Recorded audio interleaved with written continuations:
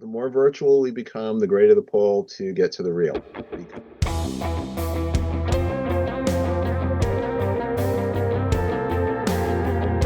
Welcome to Disrupted Science, the occasional conversation between the authors of the upcoming book, How the Internet Disrupted Science, now available for pre-order. I'm Joy Moore here with my co-author, Ken Anderson, and today is Wednesday, February 11th, 2026. Hey, Ken, Hey, Joy. how's How it are you? going?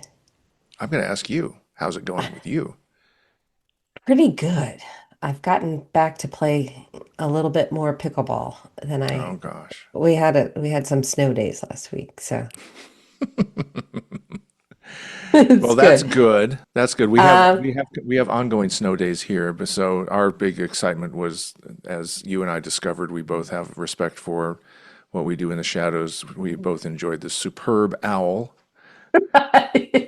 we did not enjoy the Super Bowl at all, neither of us. No, it was terrible. It Um, was a terrible but game. recasting it as the Superb Owl Party, yeah, I'm gonna celebrate that next year, Yeah, yeah. full on. Hoot hoot. But what's been interesting is coming out of it. I mean, everybody's talking about like the ads, right? Yeah. Because that's what you do, right? When you have a game that sucks so bad. And the the reflection is that, whether there's kind of a coincidence going on with ad spending and where bubbles pop, Yeah, right? it's like it's so telling. It It is. So here's our breakdown borrowed from other smart people. So you had, let's say, we'll call it the Internet Bowl, and I went through. There's actually a Wikipedia page where it lists hmm all the ads by Super Bowl, right? Uh-huh. That ran during that Super Bowl, and in the Internet Bowl of the season of 2000, so the bowl would have been in 2001. It was the .com bowl. We'll call it that, right? So it was Yeah. Britannica.com. Everybody goes to there still.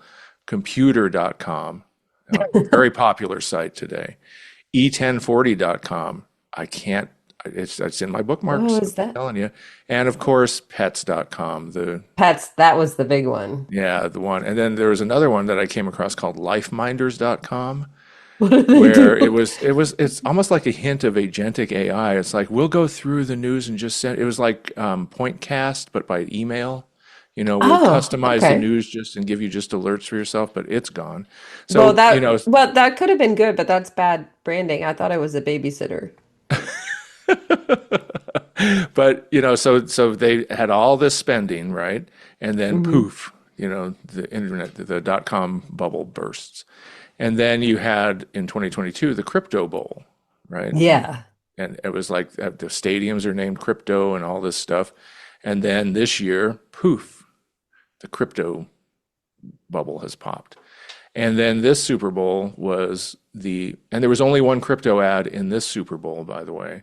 And it was the hmm one that everybody ragged on because it was boy band karaoke. Terrible. And then it just ends with Coinbase or whatever it was. And it's like I saw this video they had it on Jimmy Kimmel of this family watching it, and they're all flipping the bird and going, ah! And it's like Why did ruined you you trick just. me into watching this? I know everybody's having fun singing along to this, and then you just do that. So, anyhow. And then this one, all the AI ads, right? hmm And you found that one of them was Yeah. kind of a real It was humdinger as it was far as its yeah. spend and Well, result. it turned out to be not only a big old waste of money, but it was a fiasco for the company. So AI.com, Hmm. and I don't remember the ad. But I don't either, actually.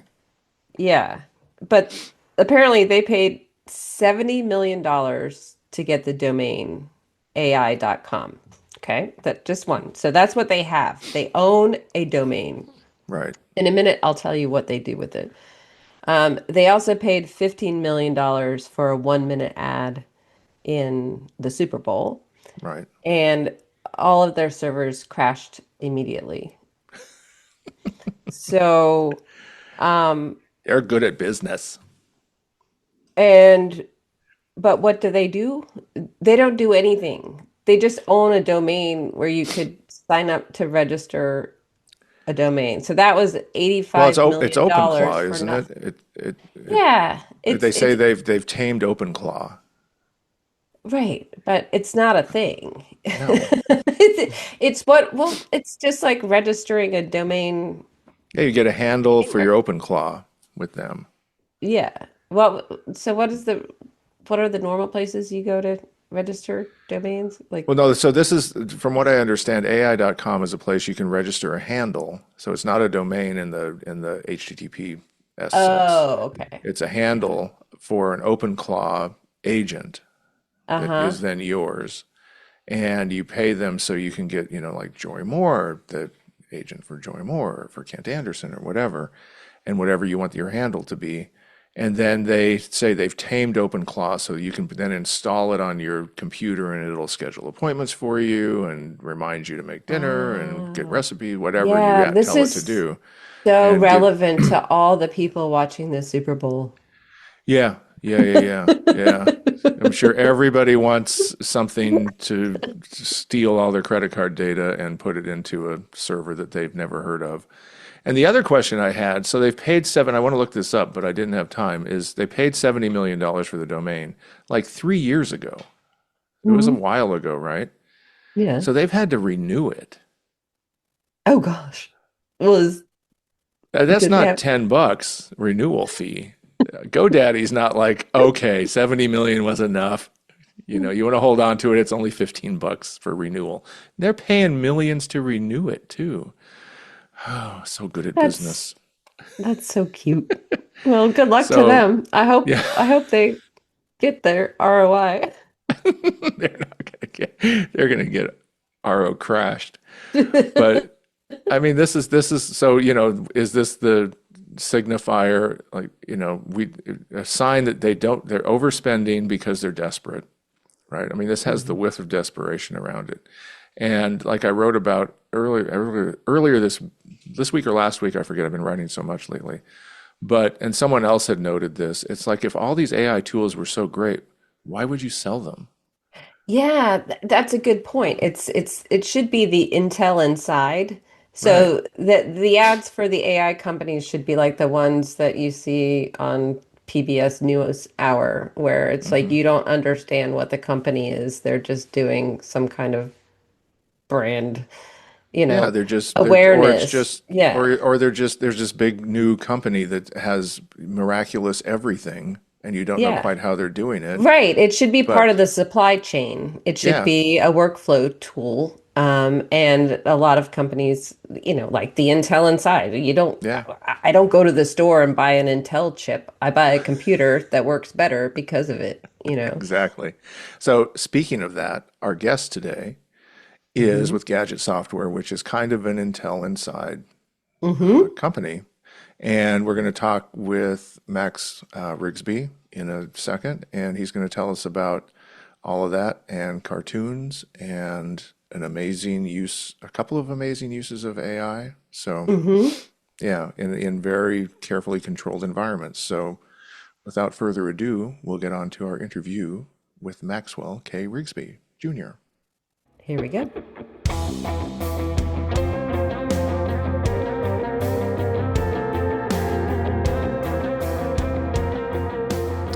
Maxwell K. Riggsbee Jr. is a technologist currently specializing in developing machine learning systems around content serving U.S. government policymakers. Max is also well known for the cartoons he puts out on LinkedIn. Inspired by his love of 19th century political cartoons, these are timely, well designed encapsulations of current events. One he did in honor of my post about Rachel So and Archive was particularly lovely and is on display behind me. We wanted to talk to Max about his career, his cartoons, and his vision for where all this is going. So, welcome, Maxwell. It is a pleasure to be with both of you. It's great to see you again. Absolutely. So, Max, your career, you've worn a number of different hats. You've spanned tech, finance, consulting, and sales, which probably gives you a multifaceted perspective on what is going on in our economy, tech space, sales space today.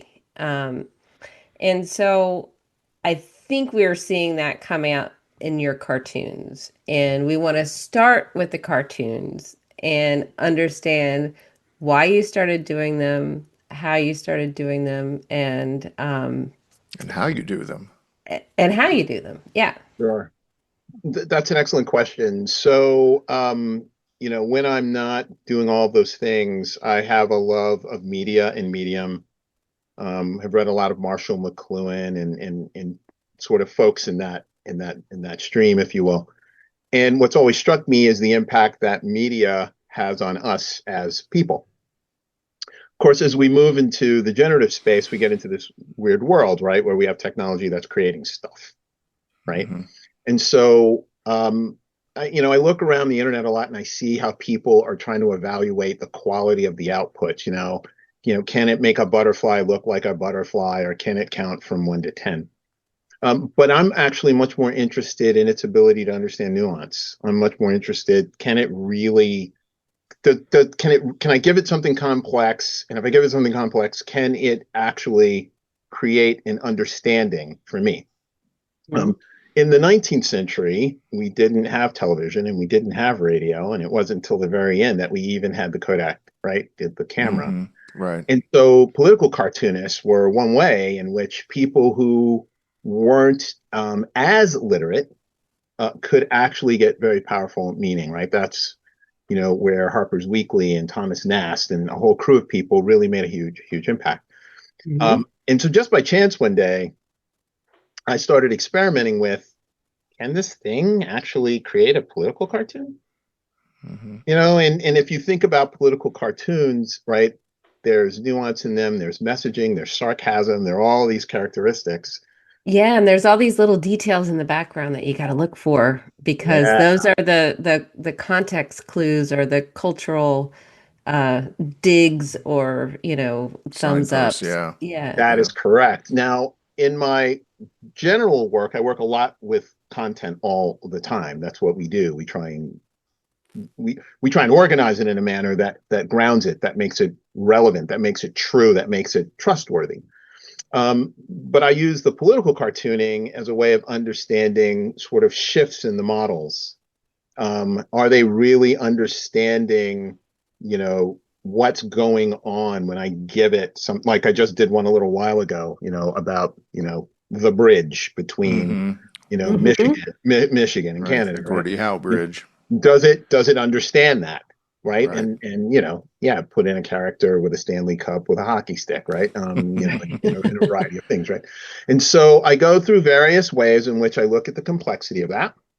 But then it turned out that because I do like 19th century cartooning, and I do think in many ways we're weirdly, tilting closer to the 19th century than the 21st Hmm. We're century kind of these in a days, gilded age, aren't we? right? We're a bit of the Gilded Age. I felt it was Yeah. also an appropriate tool, Hmm. particularly since we are a very visual culture. When you think of social media and you think of Instagram and all of these different things, they're more about what you see Hmm. than what you read. Although Hmm. I still think the reading is important, which is why I always include some type of summarization, right? Right. Um, but I have actually found it to be personally very gratifying, and even educational for me, because when I'm operating kind of as an editor and a publisher, right? As Right. I'm testing these models, right? And so, information comes in and I scrutinize it, right? Is this really capturing the essence of the message, right? Of the story? And Hmm. then there's another thing, which is a little bit of a cheat, which is there's always news, Mm. right? So I don't have to go searching for content. There's Yeah. always news. It's in the public domain. I'm very sensitive to things like copyright. So in that regard, I'm able to find stories. When I do work single stories, I always cite the source. So if it's Hmm. like I got this from here, this is what they're saying, and this is the interpretation of it to encourage people to go read it. But that's how we got here. Yeah. And I will tell you, I've moved along with models because they change them, and sometimes it's like you're not cutting it anymore. So I'm going to move to another pairing. Yeah. So how many One of the drafts does it take? I mean, from a prompting, it sounds like there's a lot of prompt It modification that so goes in prompt sculpting, we'll say. it's it's funny. I treat this a bit like an autonomous agentic pipeline. What I mean is the prompt is actually very short Hmm. because what I want to understand without me giving it a lot of indicators, I want. So I work. You always work with pairs. They're always in tandem. Mm. There's a researcher who gets either one or more links of information, news stories, Hmm. and its job is to create to analyze that in the context of a 19th century political cartoon. And so it has to read in the information, it has to sort of figure out all the nuance, maybe the commonalities between stories, but then it has to write a prompt to Mm. instruct another model to draw it. Oh. Now, you'd be surprised the things that I get involved in this. So the models, for some reason, have a problem with direction. So, for example, every now and then, again, actually more frequently than I'd like, there's a story about, you know, people losing their jobs or they're being pushed out of somewhere. And 9 out of 10 times, the model that's illustrating, instead of having people like leaving or running out of a building, it has them running into it. Hmm. And so, I'll go through this a few times and say, the people are running in the wrong direction. Oh, hold on, I'll fix that for you. And it's like, but you uh-huh. didn't. They're still running out of the building. You just have them running out of the building and to the right as opposed to the left. Right, right. Ultimately, what I found weirdly works, and it's really super strange, is I have to tell it, have them run at the audience, Mm. Okay, the at the viewers, have viewer. them run at Yeah, the viewers, you have to right? Right. give And them then, a perspective, a stage direction. Yeah. but what That's this right. leads I want to him going though, stage right, yeah, front stage of right, stage. right. Run off the stage, right? I have to sort of Right. tell it that kind of thing. But what this leads to is, oh, okay, but those types of differences can make a difference in not only information understanding, but I'm building a pipeline. I'm having two agents work together. So if the Hmm. first Yeah. agent gets it wrong, right? Or if the second agent doesn't understand it completely, the Hmm. result you get is actually incorrect. Are they moving? Yes. Are they moving in the right direction? No. Hmm. Right. I shared with you, Kent, I shared with you, I had a very strange experience. I'm still reeling over it, actually. I had a very strange experience last week. Mm. I was dealing with this Medgar Evers situation that's going on with the National Park Service. Mm. And Right. so, I had an article, and the cartoon I got back was just absolutely wrong. Like Hmm. it was truly, truly, truly, truly wrong. And it was suggesting that the president had issued a pardon to the man that had murdered Medgar Evers. And it's like, whoa, whoa, whoa, whoa, hold on, hold on. Let me go do some double check. There's nothing Right. like this. So I Right. asked it, like, hey, why did you mention a pardon? And it literally told me I didn't read it. Mm. Yeah. I didn't read the article. It literally said I didn't read it. I didn't read. Yeah. Hold on, I didn't read the article. I'm going to read Hmm. it now. And now, and it's a little bit late, right? The cartoon's been made. You turned in your And homework, yeah, bad go, student. yeah, go do your homework, right? And so, what this is, so I'm both a technologist and a skeptic. Hmm. Hmm. I tell my teams all the time, you can use these tools, but you have to check and do not just let them run wild because they make mistakes and sometimes they can make pretty big ones. And actually, this is an example of a big one where I'm testing a pipeline with a cartoon. It Right. literally drew the wrong cartoon was drawn. It was the wrong cartoon drawn very well. Right. Yeah. But it was It, also trying to preserve resources of some kind because there was there's some protocol in there where it's like, okay, if you're running out of RAM or you're running out of DRAM or something, don't process the full thing, just take a shot. it what it did was it read the slug. So it took the Hmm. words in the Mm. slug that we use for SEO and it said, okay, I think I figured out what the story is. It's like you didn't figure out anything, actually. But Oh, even Yeah. that's worse, you handed off an instruction to another agent that drew the wrong picture. Right. Now, yeah, fine. It's a political cartoon, and I read it and I went, this cartoon's broken. This isn't right. And I went back and forth with it. but what if that was a medical diagnosis? Hmm. I Right. mean, Yeah. right. So that's the real question mark for me. Yeah. So it's, Well, I mean, yeah. we have to realize we're dealing with computer systems, right? And there are costs to running those, and there are resource allocation schemes going on inside, server farms and everything else. And, those things are going to affect what you get back. I mean, I've seen that with other instances where I've done things where it's obviously they're throttling the some aspect of their technology stack in order to get me something quickly, but not go too deep into it, not process it fully. So And they it's tinker with interesting. them, Oh right? yeah, I mean, you never know what's going. It's a black box. yeah. Absolutely. Yeah. And so that's what I use this all for, right? So Yeah, it sounds like you're pinging the black box, or multiple black boxes to see what you can get out of it, uh, to achieve a certain outcome that you already know what you want, and so you're testing the systems to see how they can work together to produce it. correct. It's That as much a right? diagnostic tool. It's as much a diagnostic tool as it is an Yeah. Hmm. entertainment tool, Yeah. Yep. right? And that's how I use it. And I will take things that I'm learning and I go, okay, hold on, guys. When we're dealing with, we ingest a lot of data. We ingest Federal Register every day.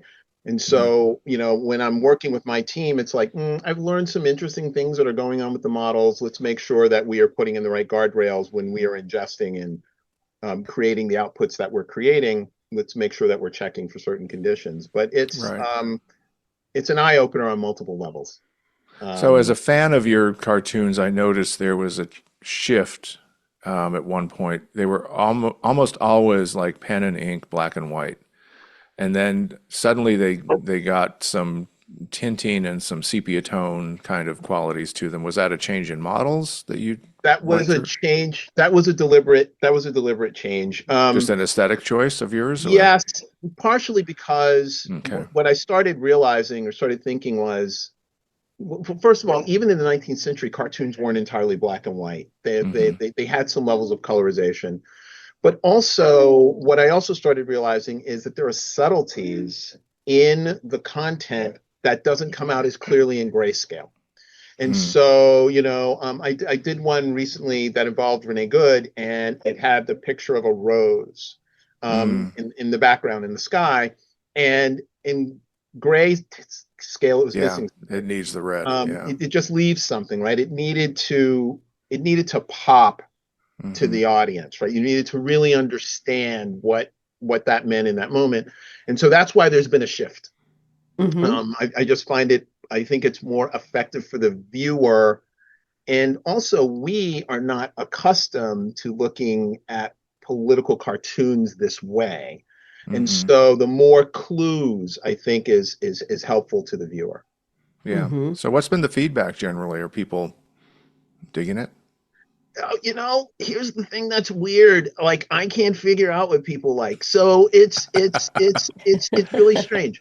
Like, so for example, So all this data you're getting back it's so still? strange. Like Well, the that's one, just to put a notation on it. You yeah, primarily publish them on LinkedIn, I right? do, I do, Yeah. I Yeah, do. and I was looking to see if you had a separate gallery for them somewhere else on the web, and I couldn't find it. No, I don't because I can't. I have a day job, and so Right. I Okay. have to Well, call limit. me I have to later. limit the Let's distribution. let's talk about this. I think, Yeah, yeah, yeah, you've got yeah, a yeah, producer yeah. So, involved.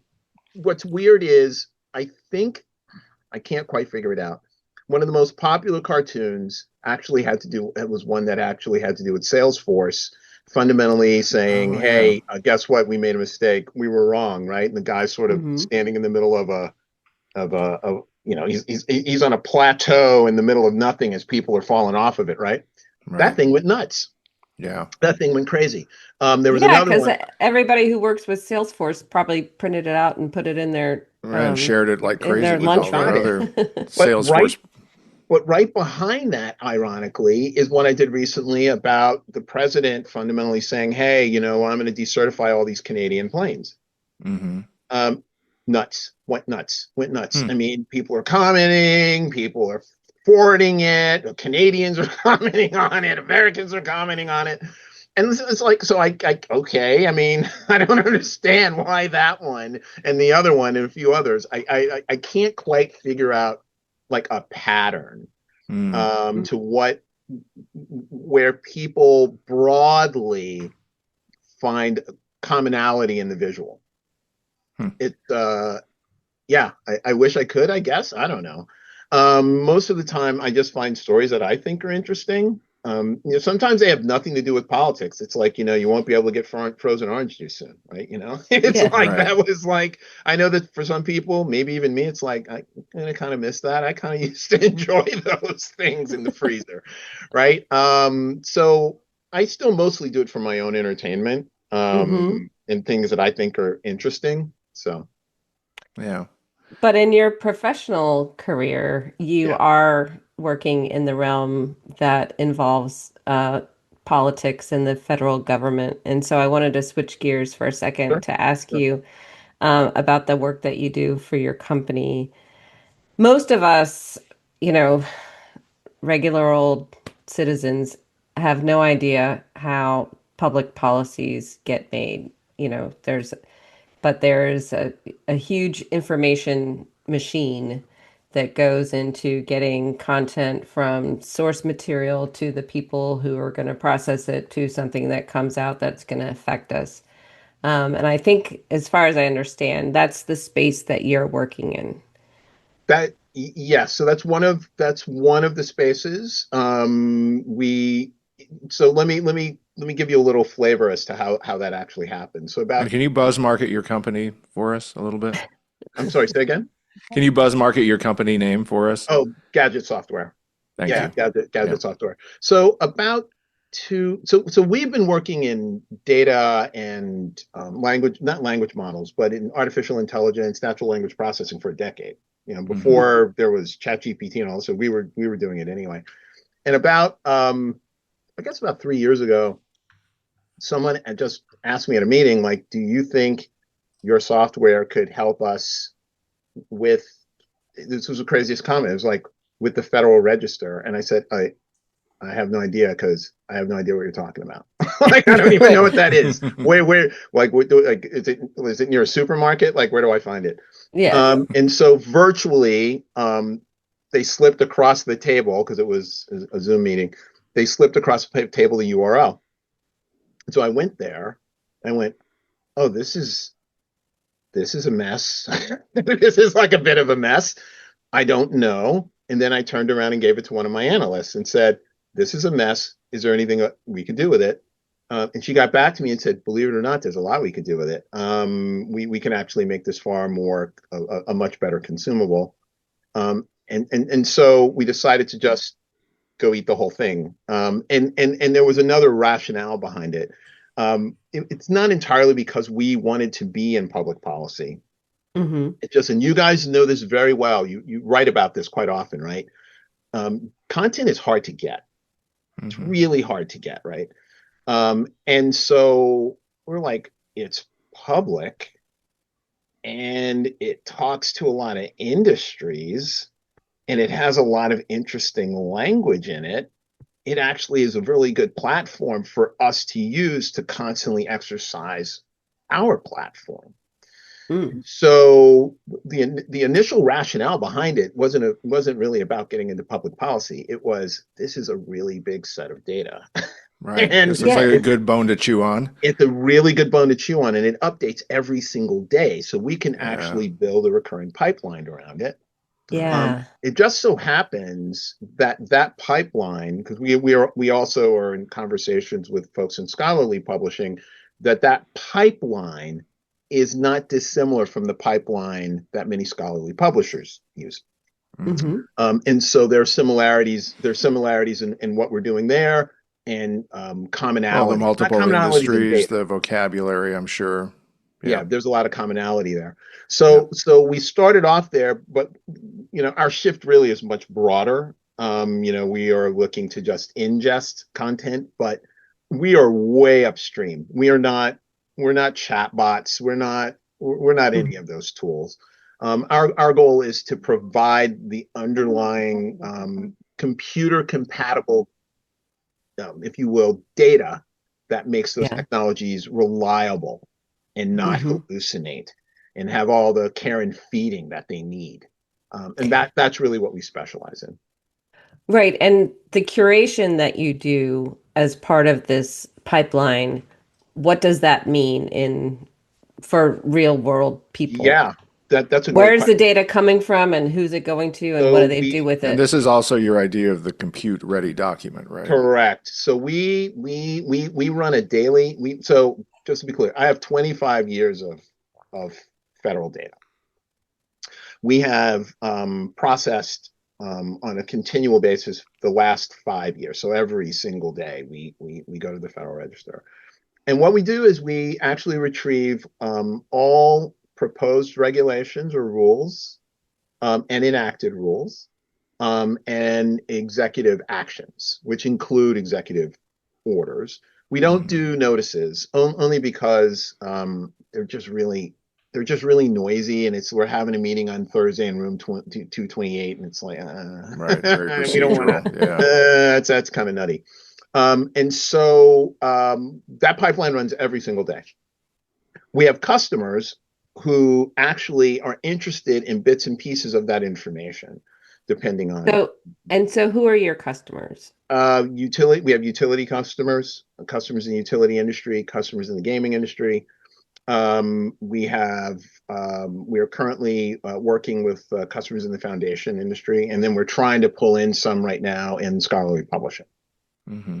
So people who have an interest in what's going on in The federal regulatory environment. regulatory And, policy. and not just federal. So, interestingly enough, in the utility space, they start to become much more interested in what's actually happening in municipalities, Hmm. right? Oh, Cities and towns. okay. Well, think about from this Well, that's where the perspective, data center thing is also starting to spike up because that's and it's all local zoning regulation, all that. Yep. that's correct, and it's also Mm, where the rubber meets the road for them, right? I mean, Yep. we've all had that problem where it's like, oh, they're ripping up the street, or yeah. why isn't my power coming back on? Yeah, not in my backyard. Right. Or should it Right. be? I don't know. So we're working with them. We're particularly so we're New Jersey based. So we're really focused on the New Jersey utility companies. But what they're interested in understanding, like, what are the communities even thinking about us? Hmm. And are they, what kind of regulations and rules are they proposing? That might be beneficial, but also could be detrimental. Hmm. But more importantly, what's the general sentiment? So it's not just about the federal policies, it's also about that information in general. And so we do a lot with municipal meetings, Mm. municipal Yep. meetings. And I've learned a lot from it as well, because it's like, so this is what's going on in my town. Yeah. I've been Yeah. very selfish about it as In well. your It's like, backyard. we're going to do Well, it's my interesting backyard first. it's interesting to think about it because, and what it brings to mind is that local journalism has been so hamstrung by the internet, and these meetings aren't getting covered like they used to be. And so you are getting insights that maybe a lot of citizens don't have Yeah, in their normal workflow. it's funny you say that. I actually I call the project we work on, I call it the Hamilton Project. Oh, And the nice. reason I call it that, it's because it's like, guys, you're now in the room where it happens. Like, this is literally Hmm. That's where a great decisions are made at thing. That's so cool. that Yeah. ground level, and there are a lot of them, right? Hmm. Every community is making decisions, and those decisions have an impact. And citizens show up, which Uh-huh. is Hmm. something, if you're a utility, you may hear what the mayor and council have to say, but sometimes your problems or concerns didn't start with them. Hmm. It started with the guy who walked in and basically said, they tore up my lawn, Right. right? Or they repaired my street, but it's not right. Right. And Hmm. that's often where your problem starts. By the time you get to And the they mayor didn't and council, realize that he's more popular than the town administrator, and all of a sudden they've got their hands full. that's correct. And that's where we use AI, but again, we're very far upstream. We use it to try and just surface insights. We don't Hmm. really use it we don't use it conversationally. Hmm. We Mm-hmm. use it in a manner that's much closer to natural language processing. Pull out all kinds of interesting insights and then make that stick, right? Mm-hmm. If I come back next Thursday, don't give me a different response. If I come back next Thursday and I'm looking at the same meeting, I should see the exact same information. Hmm. Yeah. Right. Yep. It shouldn't change. And that's a decision that we made some time ago. I've been in the data business for a very long time. And the biggest challenge in the data business is variability. It's the thing you hate. I can't Hmm. have information changing. That's crazy. I wouldn't know what to do. And Right. so as a foundational sort of tenet for us, it's the data can never change. Like, so Mm-hmm. once we've used this technology to generate the insights around a specific piece of data, it just stays in place. Well, why would it change? I mean, they didn't change the data. So why Right. is the insight about it different this time than it was the last time? That should never Right. be, Yeah. right? And that's Yeah. that's that's where we are providing a grounding for any other technologies that want to use it. Yeah. That makes a lot of sense. Makes a lot of sense. So we've been critical of the AI hype bubble and just how it's distorting top-down critical thinking in the consumer economy and how that's kind of been mimicked by scientific publishers as they're chasing AI magic and LLM magic. But we also know that instances like the ones you're talking about and others where they're very carefully controlled, very carefully curated, put in specific context with specific use cases, those can work, right? Because they're inference engines, they're content handling engines, they're natural language processing, all of those things.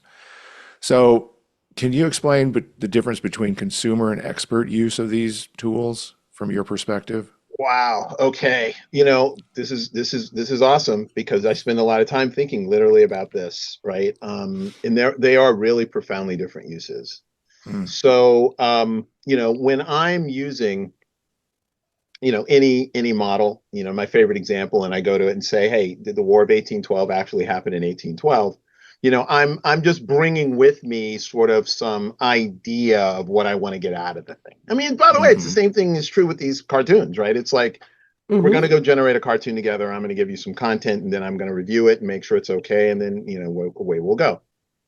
But that does not work very well when you start to deal with a curated corpus of information, Mm, which is really on the professional side.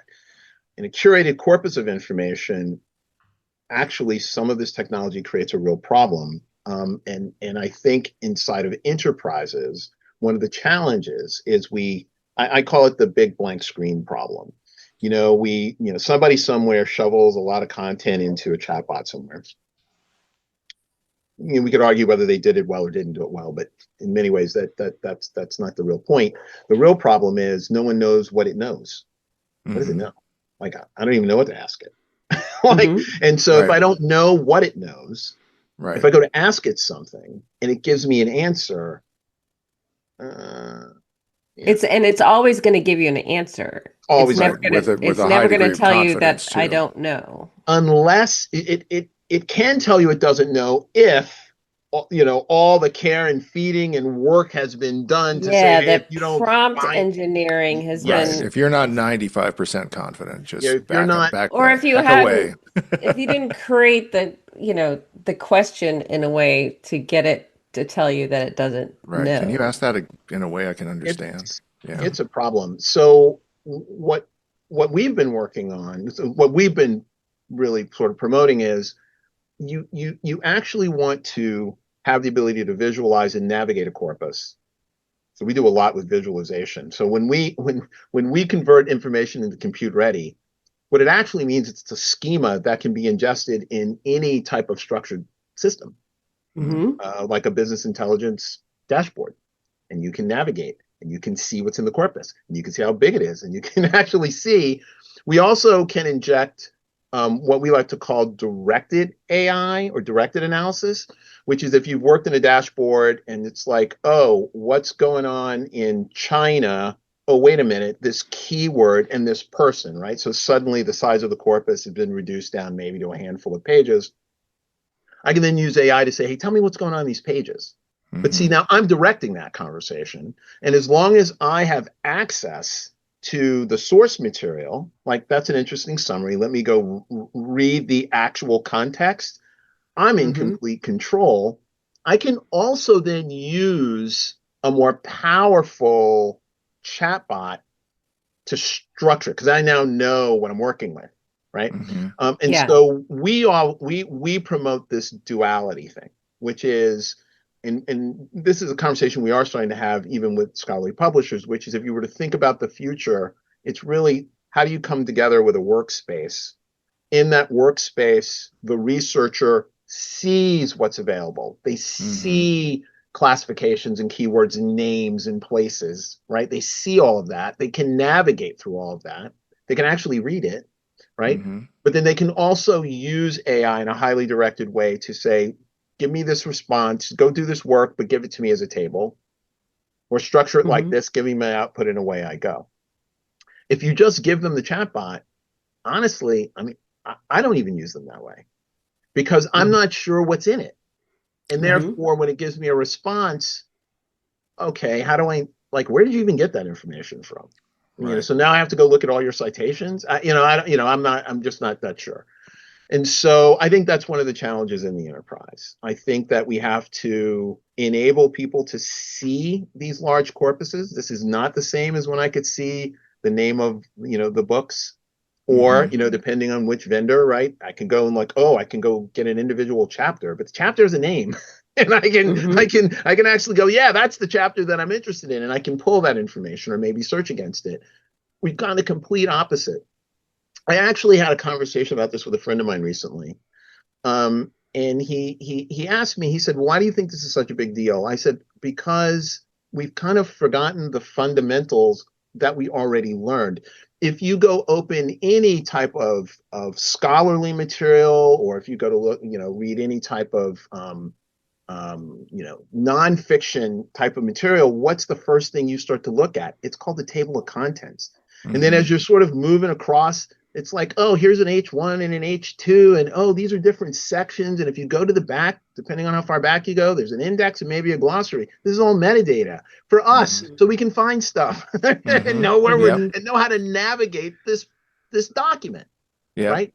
Fundamentally, that all got stripped away, and we're supposed to ask a bunch of questions, but we don't know what it knows, and so Right. we don't really know what to ask, right? Yep. And then it just gives us back responses, and we're supposed to trust the answers.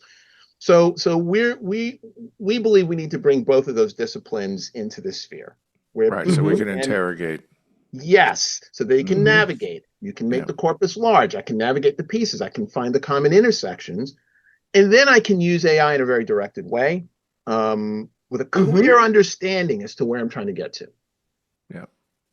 So it's a controlled sandbox where you know what information is in there. You've created a schema based on the human um, inputs around things Goals. like Yeah. headings and metadata, Mm. table of contents to the index. Kent and I just finished doing the index for our book the other day, so we got Yeah. that on our mind. They're There's a really lot of important, there was actually. it was They a, are. there We were so there's looking a forward to doing it. We both love doing indexes, so we yeah were both like, kind of there's like, a all right, lot of human fine. thought in that, and so if AI does not understand the index of our book, they're missing out on a lot of good stuff.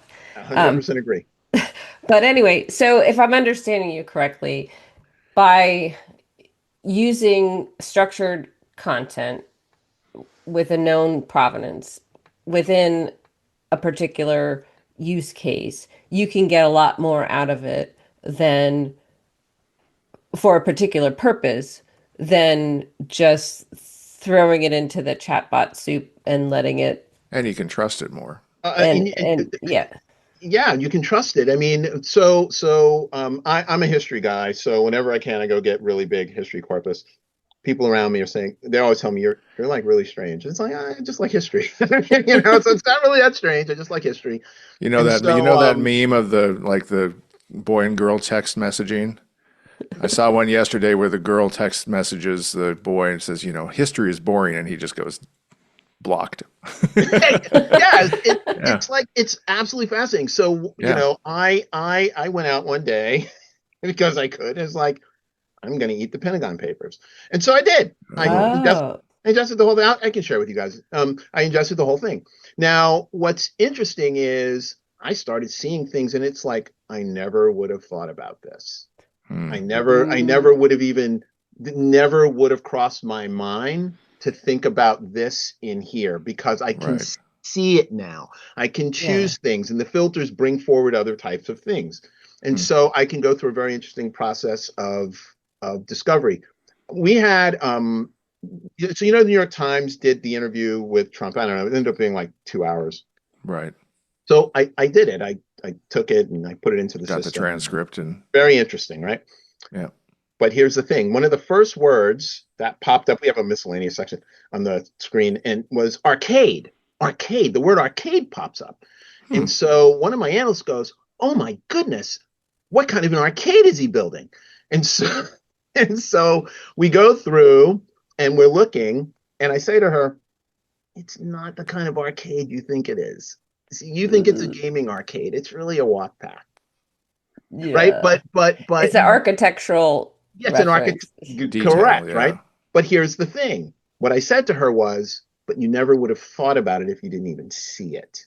Right. Mm. You wouldn't have gone to a chat bot and just started asking about the arcade for the East Wing or the West Wing or whichever wing it is. Yeah, Why it would have hallucinated there's going to be Pac-Man and Miss Pac-Man, yeah. you know? I mean, and you wouldn't have even known to ask it because why would it even be on your mind?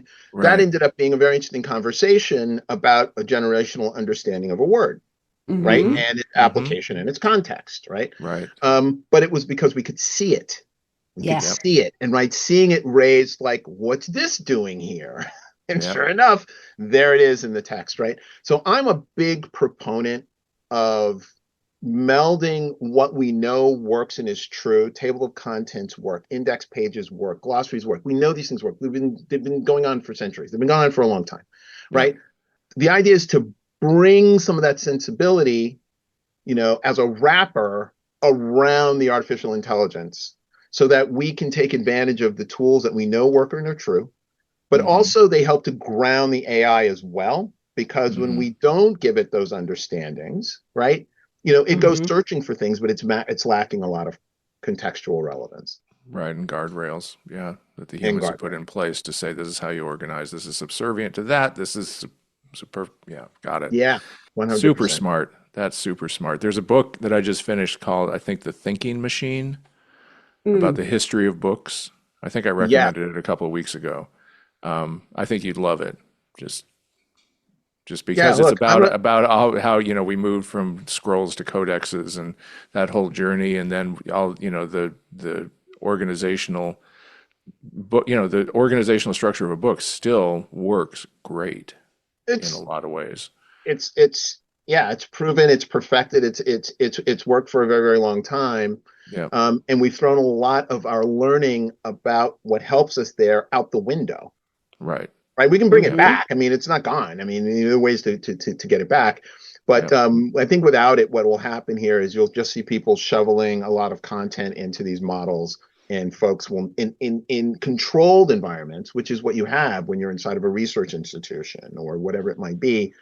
I need to get very specific things, and I need to make sure that it, right? Yeah. Like, what do you know? I need to know what you know. yeah. Oh, this is fantastic. But Yeah. I'm going to be aware of the clock. That's my Okay. job. So we're going to move on to discoveries of the week because we want to know what your discovery of the week is. So, Sure.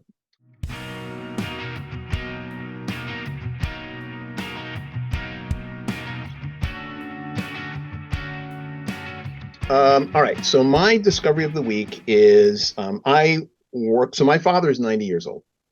oh wow. Hmm. I'm very fortunate. He's 90 years old. He called me the other day and he said, "Hey, I just rebuilt a computer. It's just I reset the whole thing and That's right. You got any like DRAM left over, bro? Okay. I'm taking notes, right? Like, oh, really? You can do that? Yeah.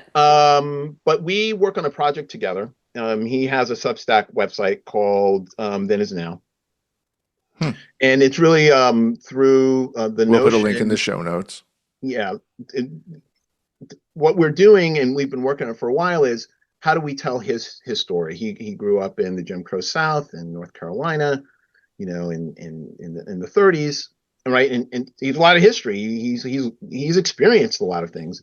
We couldn't find the right venue, but we ultimately figured out things work best if we do 10-minute diaries, audio diaries. Hmm. Hmm. And so he does them. We publish together like two a month. But the last one, which is Diary Entry 18, was really like the most profound experience I've had. It was really my discovery of the week, which was, when it's about how he signed up for the military and he's finally getting his assignment, and he gets an assignment to go to Korea, to go to the DMZ. I mean, that's literally Hmm. where the man was headed off to in Hmm. 1954. And 2 days, within 2 days before he was scheduled to go off, he was reassigned, and he ended up going to Germany. Hmm. Whoa. Um, no, it's you. Every single time, every single time I talk to him about this, I say, "Do you have any idea like how profound this change was in your life?" Now, here's the part that's interesting, and this is why it's also my discovery of the week. As he and I go through this process we go through, it's we use AI for this. It's very different from this cartooning thing. He actually writes, and he does an audio diary, so it is Mhm. all him. It's completely authentic. And then I work with him. We take AI to help create a couple of images for him. But the thing that's been most profound to him is we take his transcript, and I use Notebook LM for this, and I go through what he's talking about. I say, okay, here are the historical touch points around what you just mentioned. Hmm. And then I have they have their audio podcasters. Well, their job is actually not to tell you about what he just talked about. It's to tell you about the history around what he just talked about. Hmm. It's absolutely fascinating. And what he learned, which he didn't really know, which I certainly didn't know, was whoa, whoa, whoa, whoa, whoa. If I had actually gone to Korea, I, I could have been in the demilitarized zone, and I actually could have been shot or traumatized, because that's what they're talking about. Like, this is Mhm. literally what's happening to people Yeah. that went on that particular mission. Hmm. And so, the sort of like the discovery of the week for me has been this notion of, wow, like you never know where a change is truly going to shift your life. And Mhm. it had a Hmm. profound change for him. It gave him a love of Europe that he followed through on. And recently, through that, he told me, oh, by the way, I bought my first car in Germany when I was in the military. My father's always loved buying cars overseas. He's Hmm. always loved Europe. I've never really fully understood why, but Right. now I am.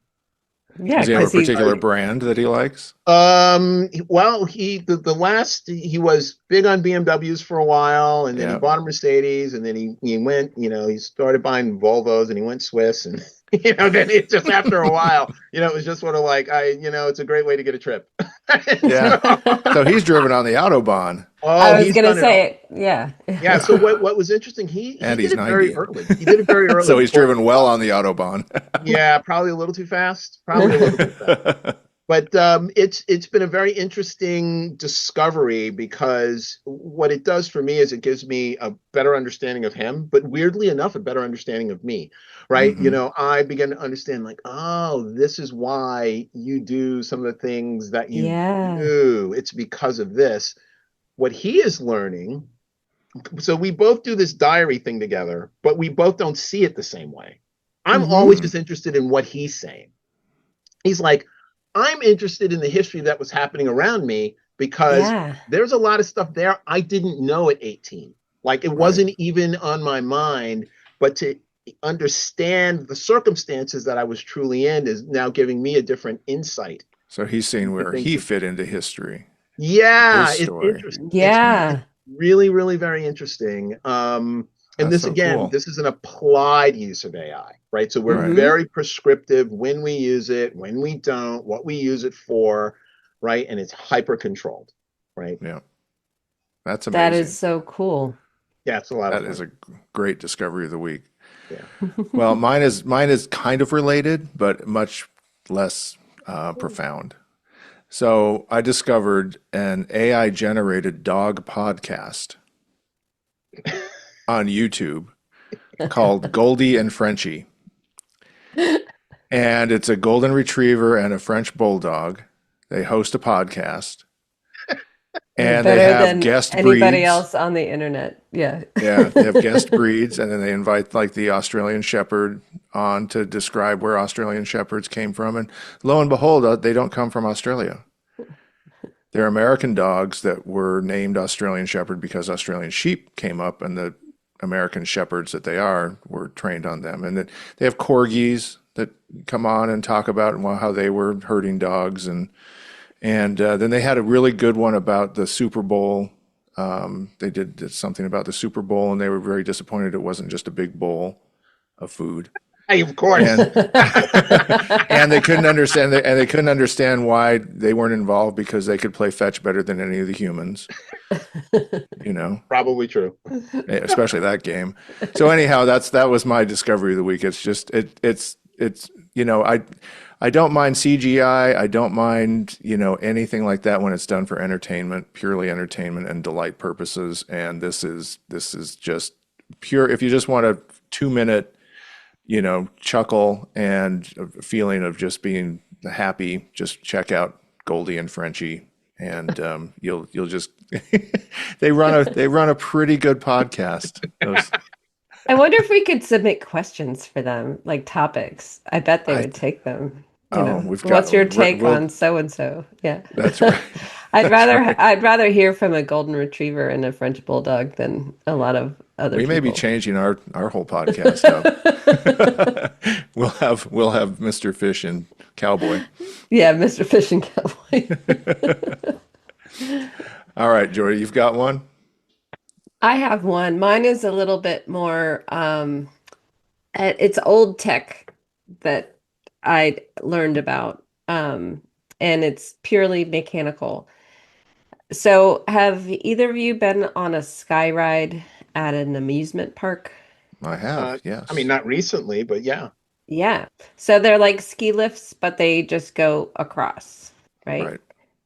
So I've got a backdoor window into Busch Gardens, Williamsburg here. I know somebody who's involved in what they're doing, and I learned that they're getting ready to do um, their maintenance on the sky rides. And as part of it, I learned about the mechanics of it, and it's so fascinating. It's like pure Leonardo da Vinci mechanics.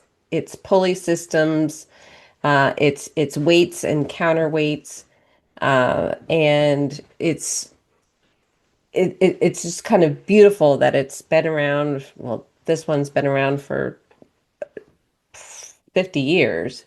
Um, Wow. but the reason it came up is that they have to replace the wires that hold the gondolas. The And cable, it's, yeah.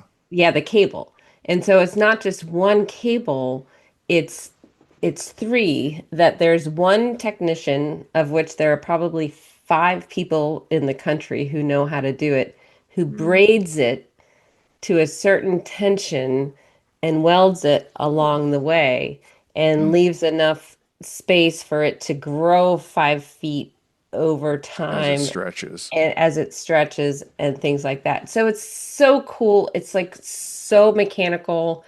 It can't be done with computers. I'm sure computers could evaluate it, but the fact that this is something that has been working for 50 years on the same system of pulleys and weights and levers and just a dude who knows how to maintain it, I thought that was really cool. That's You know, amazing. that is really cool. There is, I mean, there is a move towards an analog world. Hmm. We are starting to see stories of people that are like, I want an album and a turnstile, and I want, how do I get a cassette tape, and can I do sort of like more traditional recording? And I'm seeing even a return to handwriting. Yeah. Hmm.